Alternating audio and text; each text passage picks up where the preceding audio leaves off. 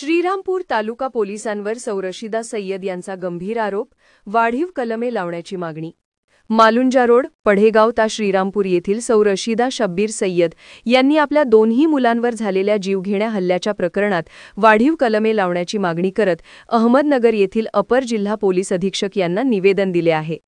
सौ सय्यद यांनी दिलेल्या निवेदनात म्हटले आहे की त्या आपल्या पती शब्बीर सय्यद आणि दोन मुलं आमिर शब्बीर सय्यद व समीर शब्बीर सय्यद यांच्यासह राहून वजुरीचे काम करून उदरनिर्वाह करतात।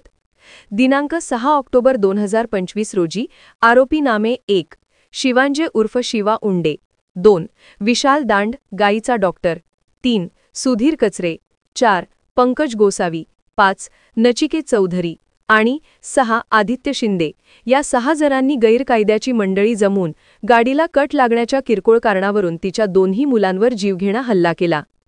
या हल्ल्यात आमिर व समीर दोघेही गंभीर जखमी झाले असून त्यांना प्रथम कामगार हॉस्पिटल येथे दाखल करण्यात आले। तेथून त्यांची प्रकृती गंभीर असल्याने त्यांना पीएमटी हॉस्पिटल लोणी येथे हलविण्यात आले। या प्रकरणी आमिर सय्यद यांच्या जबाबावरून श्रीरामपूर तालुका पोलीस ठाण्यात गुन्हा नंबर 456/2025 अन्वये BNS कलम 118(1) प्रमाणे गुन्हा दाखल करण्यात आला आहे। मात्र सौ सय्यद यांच्या म्हणण्यानुसार प्रत्यक्षात आरोपींनी आमच्या दोन्ही मुलांना ठार मारण्याच्या उद्देशाने प्राणघातक हल्ला केला असून स्थानिक पोलिसांनी राजकीय दबावाखाली केवळ किरकोळ कलमे लावून आरोपींना वाचवण्याचा प्रयत्न केला आहे, असा गंभीर आरोप त्यांनी निवेदनात केला आहे। सय्यद आणि आमिर सय्यद यांची आई आहे। माझ्या मुलावर आरोपीने प्राणघातक हल्ला केला आहे, तरी पोलिसांनी अजूनही एकाही आरोपीला अटक केली नाही आणि आम्हाला पाहिजे ते कलम दाखल केलेले नाही।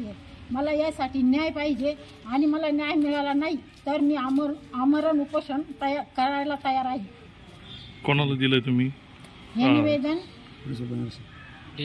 DSP साहेबांना दिलेले आहे।